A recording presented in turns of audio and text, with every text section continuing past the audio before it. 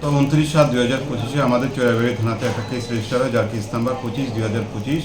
এই কেসটা বিএনএসএসের বিভিন্ন ধারা এবং পরবর্তী সময় আমরা পস্কো ধারাও এটার সাথে যুক্ত করি।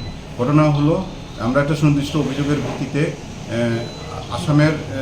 আসামের স্থিত আশু দেবনাথ, বাবার নাম শ্রী অবন্তী দেবনাথ, বাড়ি গম্ভীরা, আমতলা, পিএস রাতাবাড়ি।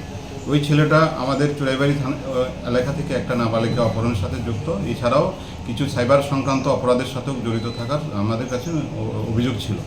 সেই অভিযোগের ভিত্তিতে আমরা তদন্ত শুরু করি। তদন্ত করার পরে ওর যুক্ত থাকার প্রমাণ আমরা উপযুক্ত পাই।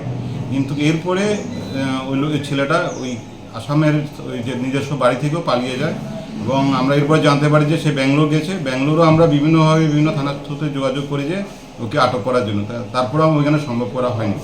তো গতকাল রাত্রে আমরা সুনির্দিষ্ট অভিযোগ এই ইনফরমেশনের ভিত্তিতে আমরা গম্ভীরাতে রেড করি। সাথে আমাদের রাতাবাড়ি থানাধীন নিবিয়া ওয়াচ পোস্টের স্টাফরা ছিল, ওদের সহযোগিতা মিলে আমরা রেড করে আমরা ওই যে অভিযুক্ত আশু দেবনাথকে আমরা অ্যারেস্ট করি এবং ওর কাছ থেকে যে মোবাইলটা ছিল, যেটা দিয়ে হয়তো সাইবার সংক্রান্ত অপরাধের সাথে যুক্ত থাকতে পারে, সেটা আমরা সিজ করি।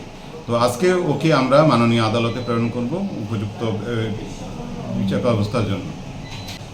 এই ঘটনার সাথে যে নাবালিকা ছিল, ওই নাবালিকা কন্যাকে আমরা উদ্ধার করি এবং বাকি আমরা আইন অনুযায়ী যা যা ব্যবস্থা আছে সেটা আমরা নিয়ে নেব।